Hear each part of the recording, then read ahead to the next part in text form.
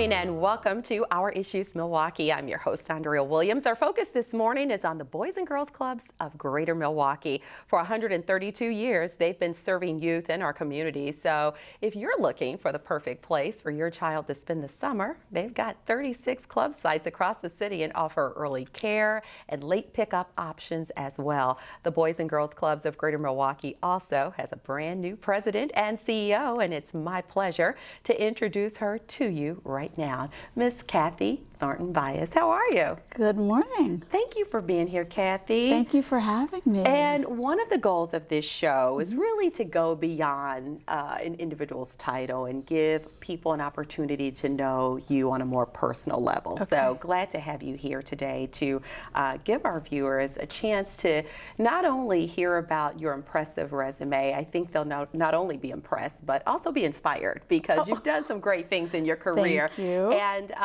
we will, of course, get into your role as the president and CEO of the Boys and Girls Clubs of Greater Milwaukee. But first, I really wanted to look at your past experiences that have helped lead you to where you are today. So tell us a little bit more about your background, where you were born and raised, went to college, all that good stuff. Sure. Well, as you know, we hail from the same city, yes. Louisville. I'll say it properly, Louisville, Kentucky. And my entire family is there, 4 generations from my great-grandparents, my grandparents, family just still there. And I would say growing up in the South was very formative for me. One, growing up around so much family really, for me, cemented what was important in life. And so while we tried to excel at sports and education, it was always the family that held us together. It's funny now because I think my Southern accent is a little normalized, but I had a much stronger accent, growing up. Drawl. A little drawl. Yeah. And we'll talk about going to New York and what that was like with the Southern drawl. But Louisville was really, I think, as a child, a very idyllic place. Obviously, there are things that you know and don't know as a child, but for the most part, it was just surrounded with family, lots of love, lots of barbecues and cookouts, as you know, and just a great, idyllic childhood. Yeah, and when I first met you, I think you were just really getting to Milwaukee. Yes. It was like 3 years ago, and it was kind of like in conversation, oh yeah, I'm from Louisville, Kentucky. You're like, so am I. So I'm am like, wait. And then we also belong to the same sorority, Correct. so it was like there's just Correct. a lot of really things that click there. Yeah, it's commonalities that you would never expect to find with another person. Yeah, in another city. In another you know what I'm city, saying? It was sure, pretty awesome. for sure. So it's just a small world, to say the is. least. But your career has taken you all over the country. At the University of Virginia, you received a degree in rhetoric and communication. So I'm interested in what made you choose that as your major. I think my parents would also be interested in that fact. It certainly was the butt of many family jokes over the Thanksgiving table. My parents are very pragmatic people. They both attended historically black colleges, Kentucky State University in Frankfurt. Right. And they were taught to go to school to learn how to do something for a career. So my dad was a chemistry and biology major, and his intention was to go to medical school. So this idea of going to college to study sort of frivolous activities was not something that my parents were particularly interested in, nor did I think they really understood, did they really understand what rhetoric and communications was about. So again, the butt of sort of many, Thanksgiving dinner jokes, but I would say that coming out of the University of Virginia in the early 80s, it was a really interesting time in our country, and for a young person deciding sort of what your path would be going forward, it was also just a really exciting time. And at that time, the world was sort of our oyster. A lot of kids coming out were going into corporate world. That was what we thought success was built on, was going into a corporate job. So whether it was going into banking or another, insurance, those kinds of industries were, the gold standards. And everyone wanted to land a big job, on Wall Street or at a big bank or something like that. So that was really the mental model that we had for success as a generation. And so I got in line and, followed that train, which led me to New York City. New York City. At 24 years old, I lived in an apartment with 5 other girls in a 2-bedroom walk-up apartment with 1.5 bathrooms. That's a lot for New York. 1.5. Right, 1.5 bathrooms. The 0.5 was important. Yeah. But that whole experience of being in Manhattan and just sort of the grittiness and the pace. New York was a really different place. So going, from Louisville, Kentucky to University of Virginia in Charlottesville to the mean streets of Manhattan was certainly a big leap for me. I think my family would watch the news, and whenever something happened in New York, they swore it was happening in my neighborhood. It could be Queens, and someone, was shot, and they were like, "Did you hear about that shooting in Queens?" And I would say, "But Grandma, I live in Manhattan, right?" And so the idea that there was a different borough was just not something that my family really understood. And so, but I ended up spending, almost 25 years working in Manhattan. In the retail industry. So the New York bug bit me pretty hard. And now I'm trying to slow my cadence down a little bit, my pace, to acclimate more to Milwaukee. Yeah, you've come back to the Midwest. I have. My roots. Really, you did some amazing things while in New York in that 25-year period. You earned a master's degree in business administration from the Leonard Stern School of Business at NYU. And then you eventually started working for Saks Fifth Avenue in New York. I did. And you made history as the first African American to hold the title of Vice President for Divisional Merchandise. Talk about that experience. Sometimes when people remind me that I was the first, I forget that I was the first. And at the time I didn't know I was the first because, it wasn't like it was 1819. This was in the 90s. And so it was sort of shocked me that we were still having those conversations about being the first of anything. We're still having them and today. And we're still having them today. We'll talk about that with Boys and Girls Club momentarily. So I'm always shocked, by that fact. And what I would say is, that when you grow up in the Midwest, you actually learn really great skills about getting along with all kinds of people. Southerners can get along with a wall, really. It's true. Right? You wave at everybody. Everyone, you say hello, yes ma'am, no sir. And so I think that upbringing really sort of prepared me to be in any circumstance. Being a chameleon was something that was sort of very natural to me, and I felt like my career opportunities would be much broader if I could acclimate, if I could fit in, if I could adjust myself. And I spent a lot of time in the early days of my career doing that. It's taxing work to trying to transition and pivot yourself. And I think I shared this with you before, but when I went to New York, working at Saks Fifth Avenue, the high fashion, high class, luxury department store of the world, I did have a very strong accent, that Kentucky drawl. And my boss at the time, pulled me into her office one day and she said, "Listen, I think you're a smart girl. I think you're going to do well, but you got to lose that accent. Wow. That's not going to work here." And I was shocked and floored, because how do you lose what's in your soul, what's in your core? And it just kind of comes out, and you hear it every day from the people you're around. So it doesn't stand out as being different. It's true. I went through the same thing, right? Being in broadcast. Of course, and even I'm sure more so for you. And what was funny at the time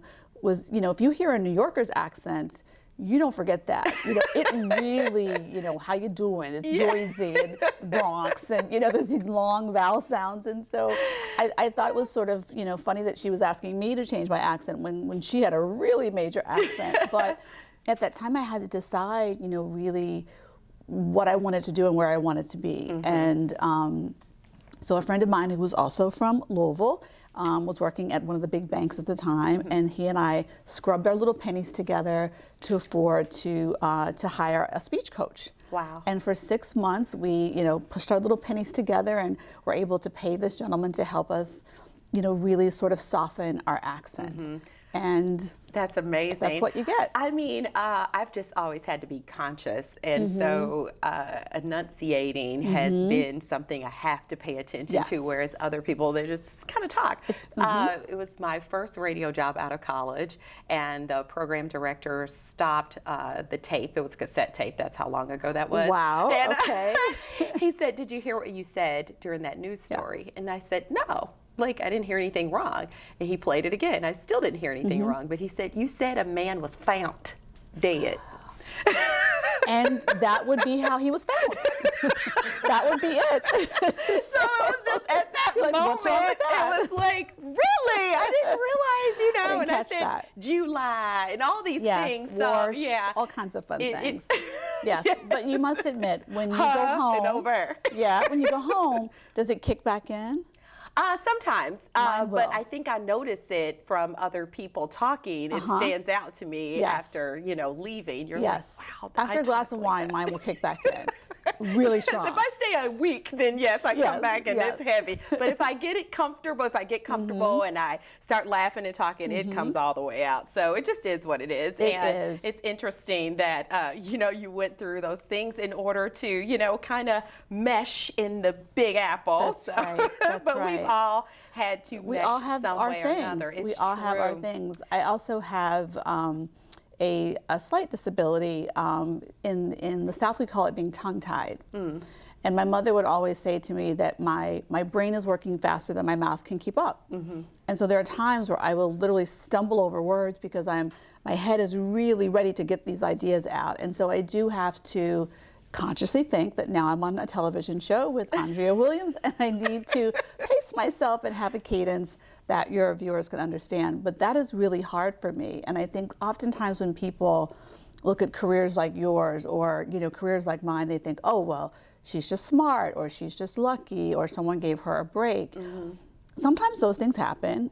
And sometimes you just work really hard for it, you earn it. Yeah. And you get over your own, issues and disabilities and insecurities and, hang-ups. You have to fight yourself through those things. Yes. And I think people often think it's very easy. Nothing is that easy. If it was, we'd all have it. It's the very Right? truth you preach. So I wanted to quickly kind of look at some of the other things you've done. You served as the president of the retail division for New York's Museum of Modern Art. That's pretty amazing. MoMA, and yes. Something you probably wouldn't tell us because you're too humble, but you doubled revenues and tripled profits, which, you talk about being this young lady from the South who had to kind of, be aware of how she spoke, but you went in there and you changed the game on many levels. I tried. I think that I like fixing things. And, I'm not a person that just sort of leaves something alone. So if I see a thread on the floor, I'm going to pick it up. Or if I see that my son's homework isn't sort of properly, sort of stapled together, I'm going to pull it apart and restaple it. So that's just my nature. Okay. Fixing things is my nature. And so when I have a problem to fix, that gets me excited. I love those moments. If everything is fine, nothing to do, I'm not the person for that job. And so it kind of explains how you're able to take on these leadership roles because from all the opportunities that you've had in other parts of the country, you moved to Milwaukee to take on the position of president and CEO of Verlo Mattress. So now you're here at the position of president and CEO of the Boys and Girls Clubs of Greater Milwaukee. So with all of the amazing opportunities that you've had, looking back and where you are today, what do you think you've taken from all the things that you've gathered along the way? Every job is really a job about people, regardless of the industry, regardless of what you're selling or buying. It's always the people, the customer, if you will, that's at the root of it. So when people would say things like the customer's always right, in fact, he or she is always right. And if that's your mindset, regardless of industry or state or geography, you can sort of take that with you as far as you want to go. And so that's always sort of been the root for me. I also try to very much listen to my gut instinct. Some call it their faith rudder, whatever your orientation is. For me, I have a very strong faith. It guides me. It helps me manage big decisions and choices in my life. And so this move to Boys and Girls Club was very much me stepping out on faith and moving in a direction that I thought I was purposed and meant to be in. And so far, it is the most amazing job I've ever had in my life. That's great to hear. So you're transitioning from, kind of the whole corporate retail, all these things, and now you are responsible for almost 50,000 kids a year within the club. So I've been called the mother goose of Milwaukee. And take that that title very seriously. Yeah. I'm a mother myself. My husband and I have 3 amazing young men, no longer little kids, and we are empty nesters. So again, it was sort of perfect timing for me. And transitioning from corporate to nonprofit, a lot of people sort of think about, like, how do you do that, or why would one do that? This is my family's business. My husband works in this arena for United He's been Negro here College before, Fund. yes. He has. Michael Cox. Hi, Michael Cox. For UNCF, our older son works for Mentoring Leaders for Tomorrow in DC. Our middle son works for a regional tutoring company. And then our youngest son is starting a fashion brand, Wow. which is about hunting for solutions, called Hunters. So I think I'm the last one to the family party, but this is what we do, as a family. And so it's really meaningful for us. And the fact that I can do it as my chosen career now, I feel very, very blessed and humbled about that. Well, I did warn the viewers that they would be inspired, so it's just really a great story. And so we appreciate you sharing your personal journey with us. So we're going to take a quick break, and then we're going to come back and kind of look at your strategies and your goals in this new position. I'm excited to hear about it. That sounds great. We'll continue our conversation with Kathy Thornton-Bias and find out more about, like I said, her goals as president and CEO of the Boys and Girls Clubs of Greater Milwaukee. For more information and to find a club near you, you can visit their website at bgcmilwaukee.org. We'll be right back.